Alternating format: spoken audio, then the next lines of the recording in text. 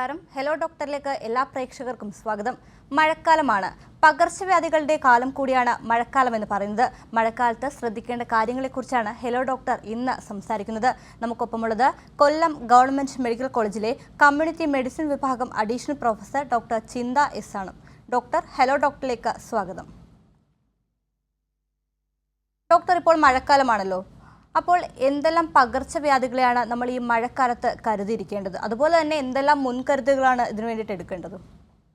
മഴക്കാലവുമായിട്ട് നമുക്കിപ്പോൾ മഴക്കാലം ഇത്തവണ കുറച്ച് നേരത്തെ തുടങ്ങി. മഴക്കാലവുമായിട്ട് അനുബന്ധിച്ചുള്ള രോഗങ്ങളും ഇപ്പം കണക്കുകൾ നമ്മൾ പരിശോധിക്കുകയാണെങ്കിൽ കുറച്ച് കൂടി വരുന്നുണ്ട്. അതിനോടൊപ്പം തന്നെ കോവിഡിൻ്റെ ഒരു പുതിയ തരംഗവും നമ്മളെ ബാധിച്ചിട്ടുണ്ട്. അപ്പോൾ ആ കാര്യം കോവിഡിനെ പകർച്ചയെ ശ്രദ്ധിക്കുവാനായിട്ട് നമുക്കെല്ലാവർക്കും അറിയാം. മാസ്ക് ധരിക്കണം. പ്രത്യേകിച്ച് കൂടുതൽ അനുബന്ധ രോഗങ്ങളുള്ളവർ ആശുപത്രി സന്ദർശനങ്ങൾ കുറയ്ക്കുക. തിങ്ങി ആളുകൾ നിൽക്കുന്ന സ്ഥലങ്ങളിൽ പോകുമ്പോൾ എല്ലാവരും മാസ്ക് ധരിക്കുക. ഇത്തരത്തിലുള്ള ശ്രദ്ധിക്കേണ്ട കാര്യങ്ങളൊക്കെ ശ്രദ്ധിക്കണം. പിന്നീട് രോഗലക്ഷണങ്ങൾ കാണിക്കുമ്പോൾ ചികിത്സ തേടുകയും അപകട ലക്ഷണങ്ങൾ എന്തെങ്കിലും ഉണ്ടാകുന്നുണ്ടോ എന്ന് നോക്കി ആശുപത്രി വാസം ആവശ്യമെങ്കിൽ അത് സ്വീകരിക്കുകയും വേണം. ആ രീതിയിൽ കോവിഡിൻ്റെ കാര്യത്തിലുള്ള ശ്രദ്ധ നമ്മൾ തുടരുക വേണം. അതുകൂടാതെ നമുക്ക് എല്ലാ മഴക്കാലത്തും നമ്മൾ ഭയക്കുന്ന പ്രധാനപ്പെട്ട 2 രോഗങ്ങളാണ് കേരളത്തിൽ നമുക്കുള്ളത്: ഡെങ്കിപ്പനിയും എലിപ്പനിയും. അപ്പോൾ ഈ 2 രോഗങ്ങളാണ് ഇപ്പോൾ കണക്കുകൾ പരിശോധിക്കുമ്പോൾ കുറച്ച് കൂടുകയും, കുറച്ച് എലിപ്പനിയാണെങ്കിൽ മരണ കാരണമാകുവാൻ സാധ്യത കൂടുതലുള്ള ഒരു പകർച്ചവ്യാധിയാണ് എലിപ്പനി.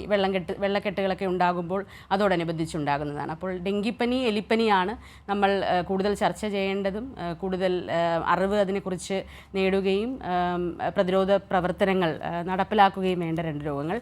അതുകൂടാതെ 2024 മുതൽ കേരളത്തിൽ നമുക്ക് മഞ്ഞപ്പിത്ത കേസുകൾ കുറച്ചധികം തന്നെ കേരളത്തിലെ മിക്ക ജില്ലകളിൽ നിന്ന് റിപ്പോർട്ട് ചെയ്യുന്നുണ്ട്. അപ്പോൾ അത് തുടർന്ന് ഇപ്പോഴും ആ കേസുകളുടെ മഞ്ഞപ്പിത്ത കേസ്, അതായത് ഹെപ്പറ്റൈറ്റിസ് എ, മഞ്ഞപ്പിത്തം തന്നെ പല കാരണങ്ങളാൽ ഉണ്ടാകാം.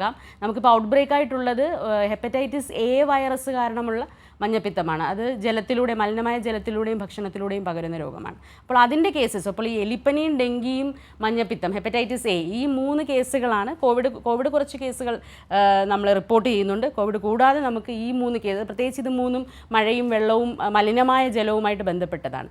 ഈ 3 കേസുകളാണ് ശ്രദ്ധിക്കേണ്ടത്. മാത്രവുമല്ല അത് കുറച്ച് മരണകാരണമാകുന്ന രോഗങ്ങളുമാണ് ശ്രദ്ധിച്ചില്ലെങ്കിൽ. അപ്പോൾ ഇവയാണ് നമ്മൾ കൂടുതൽ ചർച്ച ചെയ്യേണ്ടത്. കൂടാതെ വയറിളക്ക രോഗങ്ങൾ, മഴക്കാലത്ത് വയറിളക്ക രോഗങ്ങൾ കൂടാറുണ്ട്. ആ രീതിയിൽ ജലവുമായിട്ട് ബന്ധപ്പെട്ട ശുദ്ധമായ ജലത്തിൻ്റെ ലഭ്യത കുറയുന്നു. അങ്ങനെ ശ്രദ്ധിക്കേണ്ട കുറച്ച് രോഗങ്ങളും നമുക്കിപ്പോൾ കേസുകൾ കൂടുന്നതായിട്ട് കാണുന്നുണ്ട്. ശരി ഡോക്ടർ, വ്യക്തമാണ്. ഡോക്ടർ, മറ്റൊരു പ്രധാനപ്പെട്ട ചോദ്യമാണ്, ഈ എലിപ്പനി വരാതെ നമുക്ക് എങ്ങനെ നോക്കാം? അതായത് പ്രതിരോധ മരുന്നുകളൊക്കെ ലഭ്യമാണോ എലിപ്പനിക്ക്? ഇതിൻ്റെ ലക്ഷണങ്ങൾ എങ്ങനെയാണ്? പകരുന്ന രീതി, അതുപോലെ ചികിത്സാ മാർഗങ്ങളൊക്കെ എങ്ങനെയാണ്? വളരെ പ്രസക്തമായ ചോദ്യമാണ്. കാരണം എലിപ്പനി നമ്മൾ പ്രത്യേകം ശ്രദ്ധിക്കേണ്ടത്. നമ്മൾ എല്ലാ വർഷവും മഴ വരുന്നു, പനി വരുന്നു. അപ്പോൾ ആ രീതിയിലൊരു ലാഘവ ബുദ്ധിയോട് കാണേണ്ട ഒരു പകർച്ചവ്യാധി അല്ല എലിപ്പനി. എലിപ്പനി ഒരു ബാക്ടീരിയ, ലെപ്റ്റോസ്പൈറ വിഭാഗത്തിൽപ്പെടുന്ന ബാക്ടീരിയ ഉണ്ടാക്കുന്ന രോഗമാണ്.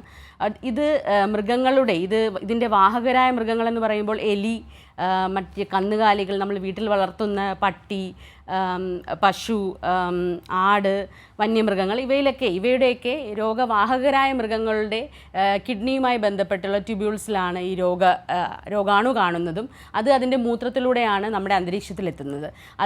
അതിനാൽ അത്തരത്തിലുള്ള മൃഗങ്ങളുടെ മൂത്രത്താൽ മലിനമായ ജലവും മണ്ണും അതുമായിട്ട് മനുഷ്യർ സമ്പർക്കത്തിൽ വരുമ്പോഴാണ് നമുക്ക് എലിപ്പനി ഉണ്ടാകുന്നത്. അപ്പോൾ സമ്പർക്കത്തിൽ വരുമെന്ന് വെച്ചാൽ നമ്മുടെ തൊലിപ്പുറത്തുകൂടി അത് ഇൻഡാക്റ്റ് ആയിട്ട്, നല്ല ആരോഗ്യമുള്ളൊരു തൊലിയിലൂടെ ഈ ബാക്ടീരിയ നമ്മുടെ ശരീരത്തിൽ കയറില്ല. നമ്മൾ ഇത്തരത്തിലുള്ള വെള്ളത്തിൽ ഇറങ്ങുകയോ അത്തരത്തിലുള്ള മണ്ണുമായി ഇപ്പോൾ കൃഷിയൊക്കെ ചെയ്യുമ്പോൾ സമ്പർക്കം വരികയോ ചെയ്യുമ്പോൾ നമ്മുടെ കയ്യിലോ കാലിലോ ഒക്കെ മുറിവുകളുണ്ടെങ്കിൽ മുറിവുകളിലൂടെ ഇത് കയറാം.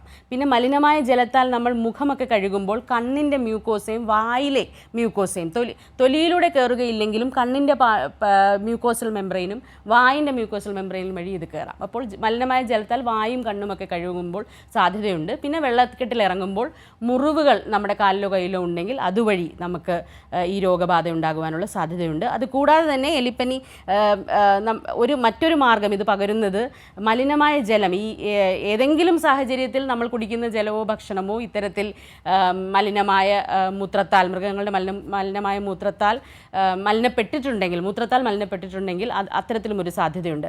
അതുകൊണ്ട് തന്നെ ഇത് തടയുവാനായിട്ട് പ്രത്യേകിച്ച് ഈ മലിനമായ ജലവുമായിട്ട് ഇടപെടുവാൻ സാധ്യത കൂടുതലുള്ള തൊഴിലുകളിൽ ഏർപ്പെട്ടിരിക്കുന്നവരെ നമ്മൾ ഹൈ റിസ്ക് ഗ്രൂപ്പായിട്ട് കൺസിഡർ ചെയ്യുന്നുണ്ട്. പ്രത്യേകിച്ച് ഈ തൊഴിലുറപ്പിനിറങ്ങുന്നവർ, ഓടകൾ വൃത്തിയാക്കുക, അത്തരത്തിൽ കൃഷിപ്പണിയിൽ നിൽക്കുന്നവർ, മൃഗങ്ങളുമായിട്ട് മാത്രമല്ല മൃഗങ്ങളുടെ മാംസവുമായിട്ടുള്ള കോണ്ടാക്ട്, ഈ രോഗബാധിച്ച കന്നുകാലികളുടെയോ ഒക്കെ മാംസവുമായിട്ടുള്ള കോണ്ടാക്റ്റ് വന്നാലും നമുക്ക് ഈ രോഗം വരാം. അപ്പോൾ ആ രീതിയിൽ അറവുശാലയിൽ ജോലി ചെയ്യുന്നവർ, മൃഗങ്ങളുടെ മാംസവുമായിട്ട് നേരിട്ട് കൈകാര്യം ചെയ്യേണ്ട തൊഴിലേർപ്പെടുന്നവരൊക്കെ ഹൈ റിസ്ക് ആണ്. മാത്രമല്ല ഈ മലിനമായ കുളത്തിലൊക്കെ വാഹനം കഴുകുമ്പോൾ ഡ്രൈവർമാർ റിസ്കിലായിരുന്നുണ്ട്. കുറച്ച് കേസുകൾ നമുക്ക് അത്തരത്തിലുള്ളതുണ്ട്. മാത്രമല്ല കുഞ്ഞുങ്ങൾ പോലും ഇത്തരത്തിലുള്ള വെള്ളത്തിൽ കളിക്കുന്നു. ചില കേസുകൾ ഇപ്പോൾ നമ്മൾ ഇത്തരത്തിലുള്ള തൊഴിലുകൾ ഹൈ റിസ്ക് ആണെന്ന് പറഞ്ഞാലും എല്ലാ കേസുകളും എടുക്കുമ്പോൾ നമുക്ക് സ്റ്റുഡൻസിൻ്റെ കുട്ടികളുടെ ഇടയിൽ ഈ കേസുകൾ കാണാറുണ്ട്. ഈവൻ കുഞ്ഞു കുട്ടികളുടെ ഇടയിൽ പോലും എലിപ്പനി കേസുകൾ കഴിഞ്ഞ വർഷം നമുക്ക് റിപ്പോർട്ട് ചെയ്തു. അതുകൂടാതെ ഓഫീസിൽ തന്നെ ജോലി ചെയ്യുന്നവർ, ഇത്തരത്തിൽ ഒരു റിസ്ക് കോണ്ടാക്റ്റും ഇല്ലാത്തവർക്കും, എന്ന് വെച്ചാൽ നമ്മുടെ കേരളത്തിൻ്റെ സാഹചര്യത്തിൽ മഴ പെയ്യുമ്പോൾ നമ്മൾ എപ്പോഴെങ്കിലുമൊക്കെ നമ്മൾ മലിനമായ ജലത്തിൽ ചവിട്ടേണ്ടി വരും. റോഡിലൊക്കെ വെള്ളക്കെട്ടുകളുണ്ട്. അതൊന്ന്. പിന്നെ മൃഗപരിപാലനം നടത്തുന്നവർ ഹൈ റിസ്ക് ആണ്. കാരണം ഈ മൃഗങ്ങൾ, പ്രത്യേകിച്ച് കന്നുകാലികളിൽ ഇതിൻ്റെ ഒരു പ്രാചുര്യം ഇവിടെ കേരളത്തിൽ ഇപ്പോൾ കൂടി വരുന്നുണ്ട്. അപ്പോൾ മാത്രവുമല്ല മൃഗപരിപാലനം നടത്തുന്നവർ ശ്രദ്ധിക്കേണ്ട ഒരു കാര്യമെന്ന് വെച്ചാൽ അവരുടെ ഈ മൃഗത്തെ വളർത്തുന്ന ഷെഡിൽ നിന്ന് ഒഴുകുന്ന വെള്ളം മുറ്റത്തേക്കോ അല്ലെങ്കിൽ റോഡിലേക്കോ ഒഴുകാതെ അത് വളരെ ശാസ്ത്രീയമായി തന്നെ കെട്ടി വൃത്തിയാക്കിയുള്ള നമ്മൾ വളക്കുഴി എന്ന് പറയില്ലേ, അത് വളരെ മെയിൻറ്റെയിൻഡ് ആയിട്ടുള്ള വളക്കുഴികൾ ഈ മഴക്കാലത്ത് നിലനിർത്തേണ്ടത് ആവശ്യമാണ്. അവിടെയും ഒരു റിസ്ക് ഉള്ളതാണ്. കാരണം പലപ്പോഴും നമ്മുടെ റോഡിലൊക്കെ മലിനമാകുന്ന ഇത്തരത്തിലായിരിക്കും. പിന്നെ ഈ എലി ഇതിൻ്റെ ഒരു വാഹകനാണ്. എലി മാത്രമല്ല കന്നുകാലികളും പട്ടിയുമൊക്കെ വാഹകരാണ്. എലി വാഹകരാവുന്നതിൻ്റെ തടയുവാനായിട്ട് അതിൻ്റെ ഒരു പ്രതിരോധം എന്ന് വെച്ചാൽ പ്രധാനമായിട്ടും വേസ്റ്റ് നിർമ്മാർജ്ജനമാണ്. അതായത് എലിക്ക് ഭക്ഷണം കിട്ടുന്നിടത്താണ് എലി പെരുകുന്നത്. അപ്പോൾ വേസ്റ്റ്, നമ്മുടെ ഭക്ഷണ വേസ്റ്റുകൾ വലിച്ചെറിയുന്ന സ്വഭാവം നിർത്താതെ വളരെ ശാസ്ത്രീയമായിട്ട് തന്നെ നമുക്കിപ്പോൾ LSDയുടെ ഒക്കെ സപ്പോർട്ടുണ്ട്. അത് ആ രീതിയിൽ അത് സംസ്കരിക്കാതിരുന്ന് വലിച്ചെറിയുകയാണെങ്കിൽ എലി കൂടുകയും ചെയ്യും. മഴക്കാലം വരുമ്പോൾ ഈ എലിയുടെ പൊത്തിലേക്കൊക്കെ വെള്ളം ഒഴുകുകയും ആ വെള്ളം ഒലിച്ച് നമ്മുടെ റോഡുകളിലൊക്കെ വരും. അപ്പോൾ എല്ലാവർക്കും ആ ഒരു റിസ്ക് ഉണ്ട്. പക്ഷേ ഇത്തരത്തിൽ ഹൈ റിസ്ക് ആയിട്ടുള്ളവർക്ക് നമുക്ക് പ്രതിരോധ ഗുളികകൾ ലഭ്യമാണ്.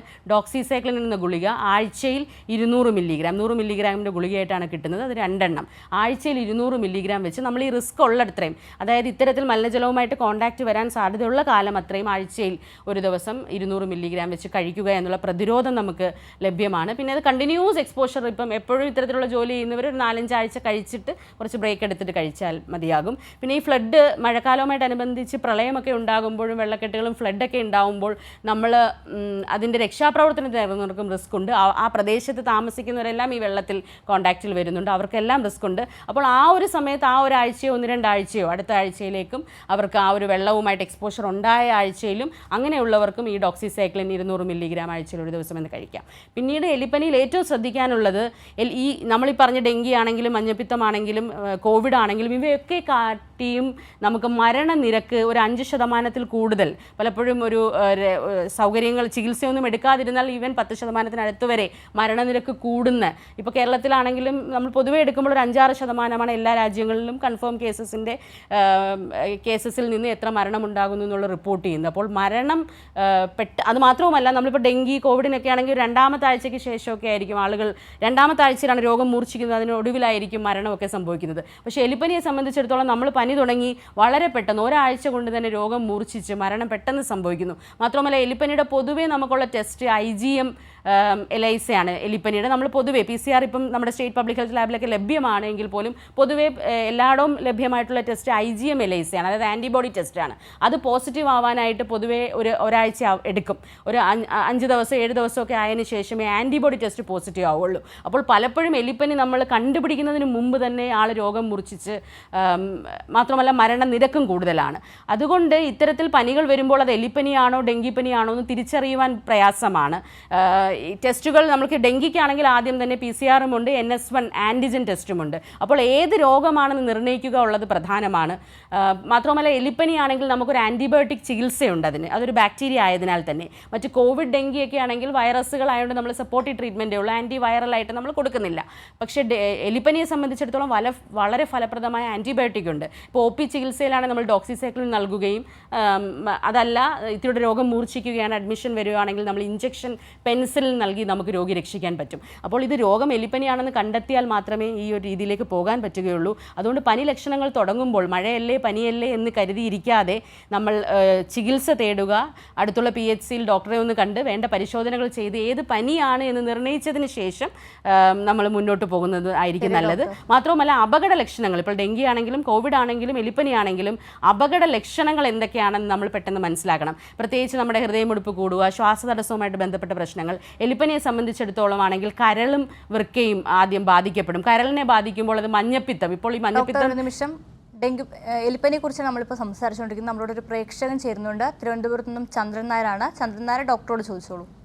ഡോക്ടർ ഹലോ ഡോക്ടർ, മഴക്കാല രോഗത്തെ പറ്റി അതിന്റെ പ്രതിവിധികളെ പറ്റിയും മാഡം പറഞ്ഞത് വളരെയേറെ ശ്രദ്ധിച്ചു. അപ്പൊ അതോടൊപ്പം തന്നെ ഞാൻ ഒരു കാര്യം കൂടെ ചോദിച്ചോട്ടെ മാഡം, നമ്മൾക്ക് ഈ പ്രായം ചെന്നവർക്ക് കോവിഡ് വന്ന് മാറിക്കഴിഞ്ഞതിന് ശേഷം വീണ്ടും എന്താന്ന് വെച്ചാൽ നമുക്കൊരു കോവിഡിന്റെ ഒരു അറ്റാക്ക് വന്നുകൊണ്ടിരിക്കുകയാണല്ലോ. അപ്പൊ ഈ സാഹചര്യത്തിൽ അവർ എന്തുമാത്രം മുൻകരുതൽ എടുക്കണം? ഒന്ന്. രണ്ടാമത്തെ എന്താന്ന് വെച്ച് കഴിഞ്ഞാൽ കോവിഡ് കാലത്തിന് ശേഷമാണ് മാഡം ഇപ്പൊ എന്താന്ന് വെച്ച് കഴിഞ്ഞാൽ കുറെ പേര് കുഴഞ്ഞു വീണു മരിക്കുന്നു. പിന്നെ അത് കൂടാതെ തന്നെ എന്താന്ന് വെച്ച് കഴിഞ്ഞാൽ സൈലന്റ് അറ്റാക്ക്. ഈ കോവിഡിന് മുമ്പൊന്നും ഈ കുഴഞ്ഞു വീണ് മരിക്കുക എന്ന് പറഞ്ഞൊരു സംഗതി കേട്ടിട്ടില്ല. ഈ രണ്ട് കാര്യങ്ങളാണ് മാഡം. ഇതിനോടൊപ്പം തന്നെ മാഡം പറഞ്ഞത് മഴക്കാല രോഗങ്ങളെ പറ്റി ആണെങ്കിൽ തന്നെ മാഡത്തിന് എന്താന്ന് വെച്ച് കഴിഞ്ഞാൽ ഇവർക്ക് വേണ്ടിയിട്ട് ഒരു നല്ല ഗൈഡൻസ് കൊടുക്കാൻ പറ്റും. അതായത് കോവിഡ് കാലമായത് കാരണം കൊണ്ട് ശ്രദ്ധിക്കേണ്ട കാര്യങ്ങൾ. അതെ, ശരിയാണ്. ഇപ്പോൾ കോവിഡ് കൂടുന്നുണ്ട്, ജനങ്ങളുടെ ഇടയിൽ ആശങ്കയുണ്ട്. വളരെ പ്രസക്തമായ ചോദ്യമാണ്. പ്രത്യേകിച്ച് കോവിഡ് ശ്രദ്ധിക്കേണ്ടത് പ്രായമായവരും മറ്റ് അനുബന്ധ രോഗങ്ങളുള്ളവർ തന്നെയാണ്. അപ്പോൾ പ്രായമായവർ പുറത്തൊക്കെ പോകുമ്പോൾ മാസ്ക് ധരിച്ചു പോവുക, കഴിവതും ആശുപത്രി വിസിറ്റ് അതൊക്കെ അവോയ്ഡ് ചെയ്യുക. മാത്രമല്ല വീട്ടിൽ മറ്റിപ്പം കുട്ടികൾ സ്കൂളിൽ പോയിട്ട് പനി കൊണ്ടുവരുന്നുണ്ട്. ഇപ്പോൾ സ്കൂൾ തുറന്നല്ലോ. അപ്പോൾ കുട്ടികൾ പനിയായിട്ട് വരുവാണെങ്കിൽ കഴിവതും പ്രായമായവർ അവരുമായിട്ട് ഇൻട്രാക്ട് ചെയ്യാതെ ഇരിക്കാൻ ശ്രദ്ധിക്കുക. അപ്പോൾ നമ്മൾ വീട്ടിൽ തന്നെ നമ്മളത് ശ്രദ്ധിക്കേണ്ടതുണ്ട്. പുറത്തിറങ്ങുകയാണെങ്കിൽ പ്രായമായവരും അനുബന്ധ രോഗമുള്ളവരും ഉറപ്പായിട്ടും മാസ്ക് ധരിക്കുക.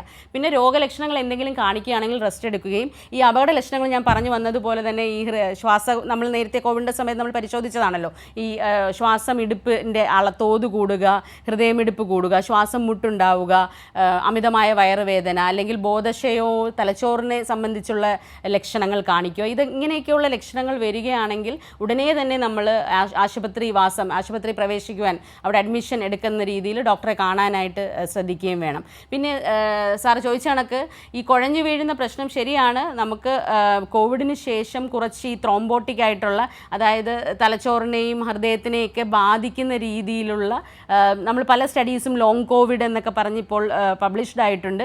അതായത് കോവിഡ് വൈറൽ ബാധ ഉണ്ടായതിനു ശേഷം മറ്റ് അനുബന്ധമായ ചില പ്രശ്നങ്ങൾ ഹൃദയത്തെയും തലച്ചോറിനെയും, അതായത് നമ്മുടെ രക്തക്കുഴലുകളെയൊക്കെ ബാധിക്കുന്ന ഒരു പ്രശ്നം കോവിഡുമായിട്ടനുബന്ധിച്ച് അത് പ്രൂവ് ചെയ്തിട്ടുണ്ട്. അതിന് ഡേറ്റയും ഉണ്ട്. അത് കോവിഡ് ഇപ്പോൾ എല്ലാ മനുഷ്യർക്കും വന്നു പോയതുകൊണ്ടാണ് നമുക്കിത് വളരെ പ്രകടമായിട്ട് ഇപ്പോൾ കോവിഡിൻ്റേതെന്ന് പറയുന്നത്. ശരിക്കും പറഞ്ഞാൽ ഓരോ വൈറൽ പനിയും, ഇതിൽ പ്രത്യേകിച്ച് ഡെങ്കിയിലും ഒക്കെ ഇങ്ങനെയുള്ള ചില പേപ്പറുകളുണ്ട്, ഓരോ വൈറൽ പനിയും നമുക്ക് വന്നു പോയതിന് ശേഷം നമ്മുടെ ശരീരത്ത് ചില മാറ്റങ്ങൾ ഈ വൈറൽ അണുബാധ നമുക്കുണ്ടാക്കുന്നുണ്ട്. അപ്പോൾ അത് പണ്ടേ വൈറൽ പനികളുമായിട്ട് അനുബന്ധിച്ചിട്ട് അത്തരത്തിലുണ്ട്. പക്ഷേ ഇപ്പോൾ ഇത് വളരെ പ്രകടമായി വന്നത്, കുറേ ആളുകൾ കുഴഞ്ഞു വീഴുന്നൊക്കെ കഥ കേൾക്കുന്നത് ലക്ഷക്കണക്കിന് ആളുകൾ, നമ്മളെല്ലാവർക്കും തന്നെ കോവിഡ് വന്നു പോയപ്പോൾ അത്രയും. അപ്പോൾ ഇത് വളരെ വിരളമായിട്ട് എല്ലാ വൈറൽ ബാധ വന്നവർക്കും പ്രശ്നങ്ങൾ ഉണ്ടാവണമെന്നില്ല. പക്ഷേ എല്ലാവർക്കും വന്നു കഴിഞ്ഞപ്പോൾ കോംപ്ലിക്കേഷൻസ് ഉണ്ടായവരുടെ എണ്ണം എടുക്കുമ്പോൾ അത് കൂടി വരുന്നുണ്ട്. അപ്പോൾ പ്രത്യേകിച്ച് നമ്മൾ ടെസ്റ്റുകളൊക്കെ ചെയ്ത് നമ്മളുടെ ഇടയ്ക്കിടയ്ക്ക് നമ്മൾ ടെസ്റ്റുകളൊക്കെ ചെയ്യുമല്ലോ. അപ്പോൾ ഈ പ്രത്യേകിച്ച് ഈ ശ്വാസഗതി കൂടുന്നു, നമ്മൾ എക്സസൈസ് ചെയ്യുമ്പോൾ നെഞ്ചെടുപ്പ് കൂടുന്നു, ആ കാര്യങ്ങളൊക്കെ അങ്ങനെ എന്തെങ്കിലും ഉണ്ടെങ്കിൽ ഒരു പരിശോധനകൾ നടത്തുന്നത് നമുക്ക് ഭാവിയിൽ പെട്ടെന്നൊരു അപകടം ഉണ്ടാവുന്നതിൽ നിന്ന് നമുക്ക് നേരത്തെ തന്നെ പ്രതിരോധം നടത്തുവാനോ അല്ലെങ്കിൽ എന്തെങ്കിലും അപകടമുണ്ടെങ്കിൽ അതിൽ ചികിത്സ എടുക്കുവാനും നമ്മളെ ഹെൽപ്പ് ചെയ്യും. മാത്രമല്ല പ്രത്യേകിച്ച് വേറൊരു കാര്യം ശ്രദ്ധിക്കാനുള്ളത്, നമുക്ക് പലവരും ഈ പെട്ടെന്ന് വളരെ കഠിനമായിട്ട് ഒരു ദിവസം എക്സേർട്ട് ചെയ്യുന്ന കേസുകളാണ് നമ്മൾ ഈ കുഴഞ്ഞു വീഴുന്നതൊക്കെ കേട്ടിട്ടുള്ളത്. കളിച്ചുകൊണ്ടിരിക്കുമ്പോൾ, ശബരിമല കയറുമ്പോൾ.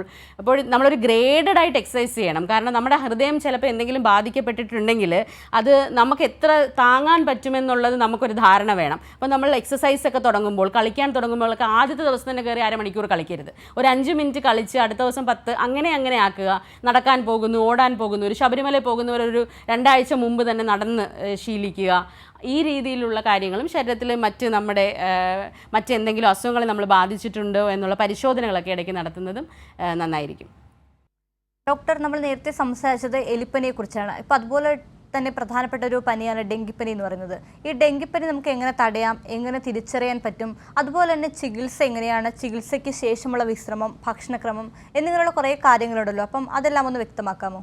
ഡെങ്കിപ്പനിയും ഇത്തരത്തിൽ ഈ മഴക്കാലത്ത് വരുന്ന പനികളെല്ലാം ഏകദേശം ഒരേ ലക്ഷണങ്ങളാണ്. പക്ഷെ ഡെങ്കിപ്പനിക്ക് നമുക്ക് തിരിച്ചറിയാൻ പറ്റുന്ന ചില ലക്ഷണങ്ങൾ, എല്ലാവർക്കും അത് ഉണ്ടാവണമെന്നില്ല. മാത്രമല്ല ഡെങ്കി നമുക്കൊരിക്കൽ ഇൻഫെക്ഷൻ ഇതുണ്ടാകുന്നത് കൊതുകുകളാണ് പരത്തുന്നത്. ഈഡിസ് വിഭാഗത്തിൽപ്പെടുന്ന കൊതുകുകളാണ് ഇത് പരത്തുന്നത്. ഈഡിസ് ഈജിപ്ഷ്യയും ഈഡിസ് ആൽബപിക്ടസ്, ഈ 2 സ്പീഷീസുകളാണ് പ്രധാനമായിട്ടും.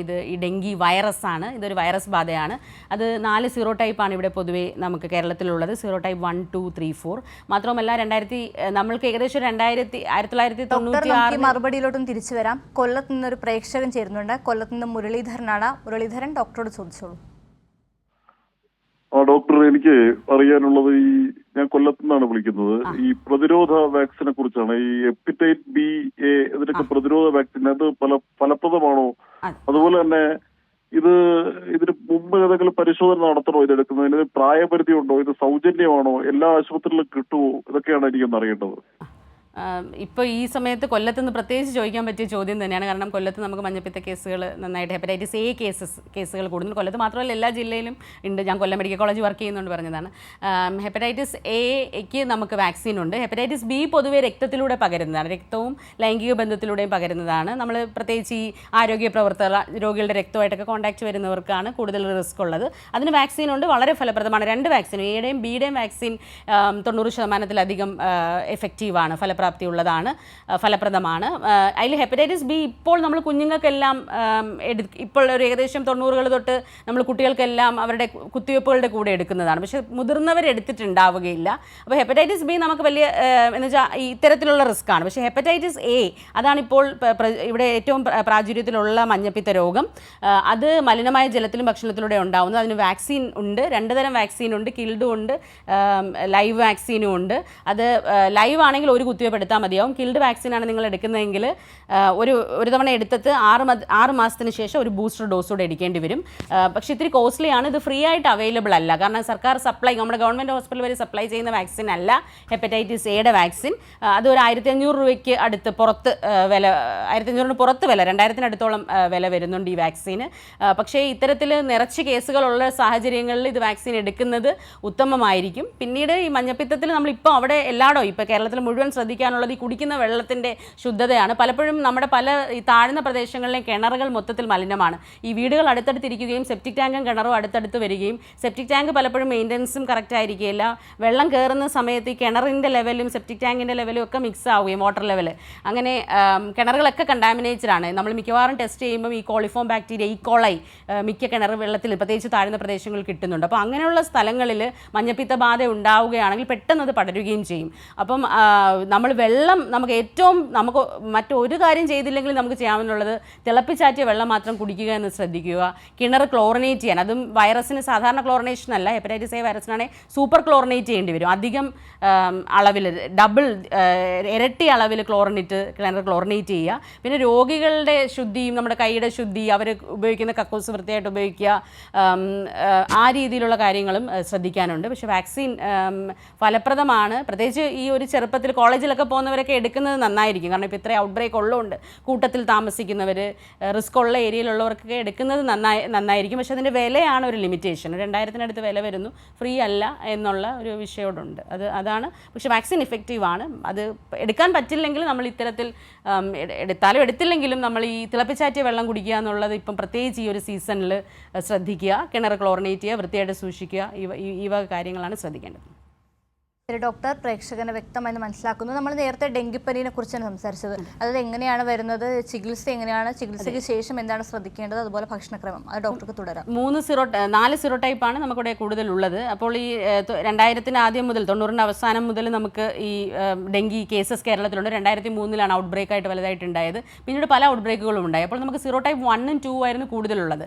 2017 1 ഉം 2 ആയിരുന്നു കൂടുതലുള്ളത്. പക്ഷേ അതിനുശേഷം നമ്മളിപ്പോൾ പരിശോധിക്കുന്ന സാമ്പിളുകളിലൊക്കെ സീറോ ടൈപ്പ് 3 ഉം 4 ഒക്കെ കൂടി വരുന്നുണ്ട്. അതുകൊണ്ട് തന്നെ ഇതിൽ ഒരു ടൈപ്പ് വൈറസ് നമുക്ക് എപ്പോഴെങ്കിലും വന്നിട്ടുണ്ടെങ്കിൽ പിൽക്കാലത്ത് അതിനെതിരെ നമുക്ക് ആജീവനാന്തം പ്രതിരോധ ശേഷി ഉണ്ടാവും. പക്ഷേ ഈ അതിനനുബന്ധമായ മറ്റ് സീറോ ടൈപ്പുകൾക്കെതിരെ നമുക്ക് കുറച്ച് ഷോർട്ട് ലിവ്ഡ്, അതായത് ഒരു വട്ടം ഡെങ്കി വന്നാൽ ഒരു 1.5 വർഷത്തേക്ക് മറ്റ് സീറോ ടൈപ്പുകൾക്കെതിരെ പ്രതിരോധം കാണുകയുള്ളൂ. മാത്രമല്ല രണ്ടാമത്തെ സീറോ ടൈപ്പ് കൊണ്ട് നമുക്ക് ആദ്യം വന്ന ഒരാൾക്ക് അടുത്ത ഒരു സീറോ ടൈപ്പ് കൊണ്ട് രണ്ടാമത്തെ തവണ രോഗം വരുമ്പോൾ അത് മൂർച്ഛിക്കുവാനുള്ളത്, സങ്കീർണതകൾ ഉണ്ടാകാനുള്ള സാധ്യത കൂടുതലാണ്. അപ്പോൾ ഡെങ്കി പൊതുവേ ഒരു 80% ആളുകൾക്ക് വലിയ ലക്ഷണങ്ങളൊന്നും ഇല്ലാതെ വന്നു പോകും. ഒരു 10-15% ആളുകളാണ് നമ്മൾ ശ്രദ്ധിക്കാത്ത രീതിയിലുള്ള ലക്ഷണങ്ങൾ ഉണ്ടാവുന്നത്. പ്രത്യേകിച്ച് അറിയാൻ പറ്റുന്നത് ഈ കണ്ണിൻ്റെ പുറവിലൊക്കെ വേദന, നല്ല തലവേദന, ശരീരവേദനയൊക്കെ വരും. മാത്രമല്ല ഈ ഓരോ സീറോ ടൈപ്പിനും കുറച്ച് വ്യത്യാസങ്ങളുണ്ട്. ഇപ്പോൾ സീറോ ടൈപ്പ് 3 ഇപ്പോൾ കുറച്ച് പ്രാചുര്യമുള്ള ടൈപ്പിൽ കുറച്ച് ഗ്യാസ്ട്രോ ഇൻറ്റസ്റ്റൈനൽ സിംറ്റംസ്, അതായത് വയറുവേദന, വയറിളക്കം, ഇവയൊക്കെ കുറച്ച് നേരത്തെ 2017 കണ്ടിരുന്നതിനെക്കാട്ടി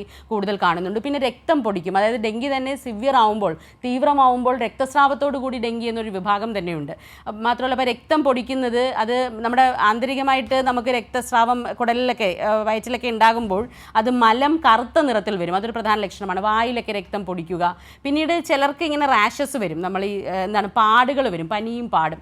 അപ്പോൾ ഈ രീതിയിലൊക്കെ കുറച്ച് നമുക്ക് തിരിച്ചറിയാൻ പറ്റും. ടെസ്റ്റുകളുണ്ട്.